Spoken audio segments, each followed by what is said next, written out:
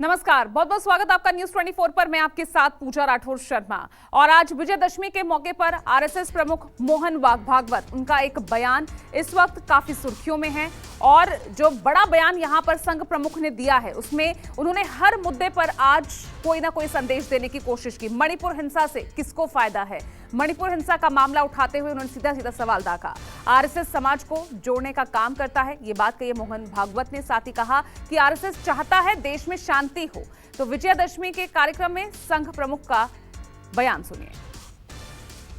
बहुत वर्षों से वहां मणिपुरी मैतेई और मणिपुरी कुकी वो साथ में रहते, अचानक कैसे झगड़ा हुआ?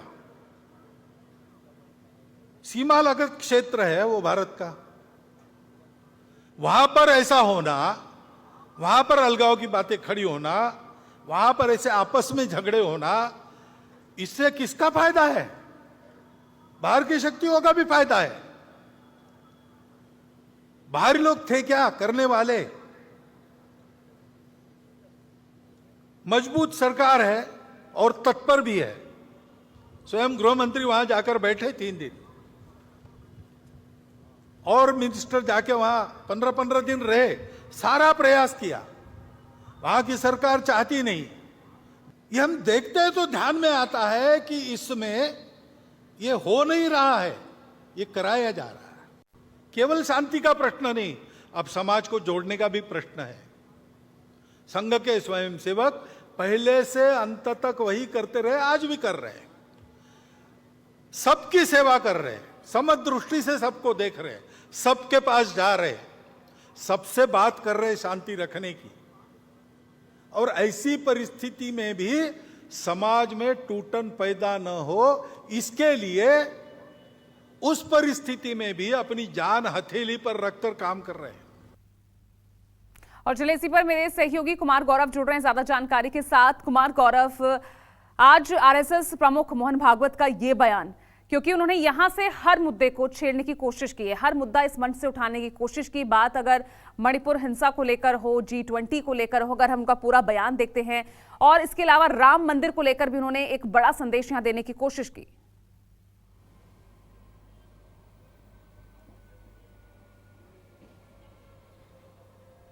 देखिए, बिल्कुल संघ प्रमुख का जो विजयदशमी के मौके पर बयान होता है, वो कहीं ना कहीं देश के लिए तो होता ही है, और खासकर संघ के जो कैडर्स हैं पूरे देश भर में जो फैले हुए हैं, जो ज़मीन पे काम कर रहे हैं, उनके लिए एक मैसेज होता है कि उन्हें क्या करना है, आगे उन्हें क्या करना चाहिए। कुल मिलाकर आज का जो उनका पूरा बयान है, बीच में संघ और बीजेपी के बारे में कई तरह की खबरें आती है, लेकिन आज आपने सुना संघ प्रमुख मोहन भागवत पूरी तरह से मोदी सरकार की नीतियों के साथ दिखे, चाहे G20 की बात हो या फिर देश में जो तमाम योजनाएं बन रही है। उन्होंने ये भी कहा कि देश में जो योजना बन रही है, जो फैसले हो रहे हैं आयुष्मान भारत से लेकर, आप कनेक्ट कीजिए तमाम योजनाओं को लेकर, विश्वकर्मा योजना देखिए, PM किसान, या तमाम जो केंद्र सरकार की योजनाएं हैं उसको देखिए, उसके वो साथ खड़े दिए। और उन्होंने कहा कि भारत में जो नीतियाँ बन रही है उसकी विदेश में भी तारीफ हो रही है। G20 की भी उन्होंने बात की।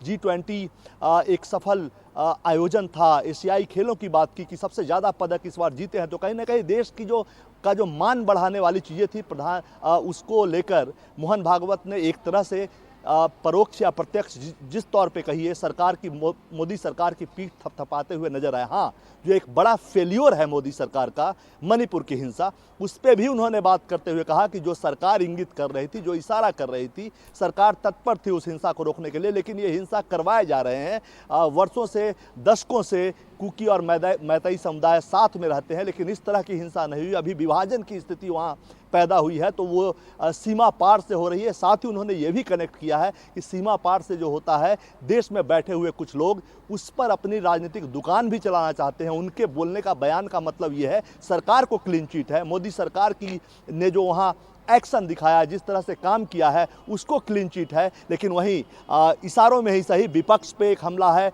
विदेशी ताकतों पे हमला है। और कई बार जो विपक्षी पार्टियां विदेश की बात करती हैं, दूसरे देश की बात करती हैं, कई बार बीजेपी अक्सर इस मुद्दे पे कई बार खुलासा करती रहती है या कई बार विपक्षी दलों पे सवाल उठाती है। उस लाइन में को अपना सहयोग कहीं ना कहीं आरएसएस ने दिया है, और सरकार की नीतियों को के साथ आरएसएस है ये मैसेज दिया है। ये जमीन पे मैसेज जाएगा। 5 राज्यों में विधानसभा चुनाव है, उसके बाद लोकसभा चुनाव है, है। और आगे चुनाव की भी उन्होंने बात की।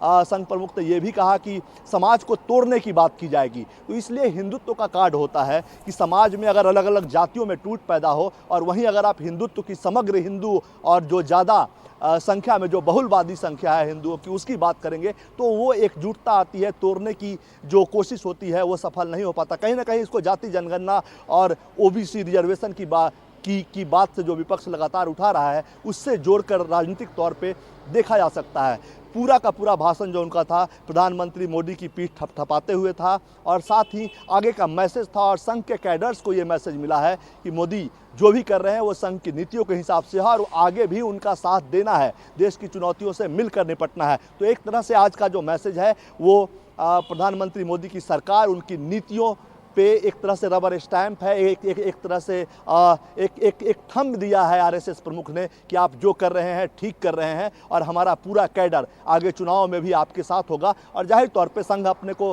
गैर राजनीतिक संगठन, अराजनीतिक संगठन बताता है, लेकिन उसी का संगठन बीजेपी है और वो राजनीति में है। तो कहीं ना कहीं संघ के कैडर से पूरा का पूरा सहयोग जब आप राजनीतिक मैदान में, चुनावी मैदान में उतरते हैं तो मिलता है। कई तरह की बातें इससे पहले संघ और बीजेपी के बीच में विच्छेद की बात, नाराजगी की बात चल रही थी, लेकिन संघ प्रमुख के इस भाषण ने प्रधानमंत्री मोदी की नीतियों को और उनको खुद अगले टर्म के तौर पे एक तरह से ऑक्सीजन दिया है। अपने तरफ से कहा है कि आप आगे बढ़िए, पूरा संघ उनके साथ है। तो विपक्ष पे हमला, सरकार की नीतियों की तारीफ जो एक कह सकते हैं मदर ग्रुप है संघ और उसके तमाम बच्चे हैं। ये जो संगठन है बीजेपी समेत बाकी संगठन, बीजेपी राजनीतिक संगठन है, तो जाहिर सी बात है उनके काम को इम्प्लीमेंट किया है, मोदी सरकार की काम को की तारीफ की है मोहन भागवत ने और एक मैसेज दिया है कि हम आपके साथ हैं। तो आगे अभी जो चुनावी तैयारियां विपक्षी अलायंस की चल रही है, संघ भी समझता है कि चूंकि विपक्ष अगर 1-to-1 कैंडिडेट उतारता है, जातीय जनगणना के मुद्दे पे जाता है, ओबीसी रिजर्वेशन की बात पे जाता है,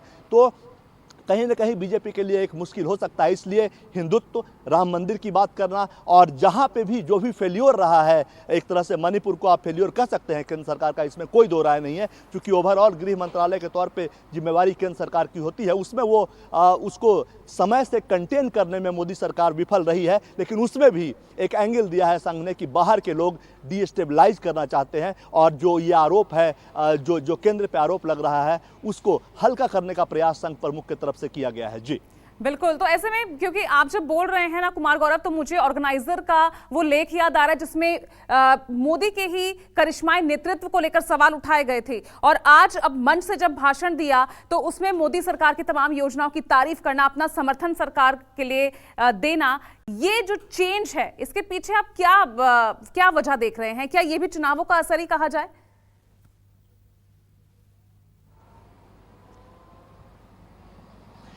देखिए, जाहिर सी बात है संघ कभी कभी बीजेपी को आईना दिखाता है, इसमें कोई दो राय नहीं। और कर्नाटक में जो बड़ी हार हुई थी, आप उसे छोटी हार नहीं कर सकते, बड़ी हार, क्योंकि दक्षिण का गेटवे बीजेपी के लिए कर्नाटक था और वहाँ बीएस येदियुरप्पा के नेतृत्व में पहले सरकार बनी थी और कर्नाटक में बीएस येदियुरप्पा, बीजेपी का मतलब बीएस येदियुरप्पा होता था और उनको जिस तरह से किनारे किया गया उससे संघ नाराज था। हालांकि तमाम प्रधानमंत्री मोदी के साथ मंच पे बीएस येदियुरप्पा दिखते थे, लेकिन जो विपक्ष ने जो नीतियां वहां अपनाई थी, 40% कमीशन और भ्रष्टाचार का जो मुद्दा अपनाया था, जो उठाया था, वो जमीन तक गया और इससे संघ नाराज था। क्योंकि बीजेपी ने वहां जमीनी स्तर पर जो करना चाहिए था वो करने में नाकामयाब रही। उनकी उसी ऑर्गेनाइजर के लेख में यह भी लिखा था कि सिर्फ मोदी के चेहरे से काम नहीं चलेगा, आप जो करते हो उसको जमीन तक पहुंचाओ, जमीन पे कितना इम्प्लीमेंट हुआ उसको देखो। और उसी का एक परिणाम है, उस रिजल्ट का ये परिणाम है कि उसके बाद बीजेपी में जहां 5 राज्यों में चुनाव हो रहा है वहां सिर्फ प्रधानमंत्री मोदी के चेहरा तो है ही, वो बाय डिफॉल्ट माना जाता है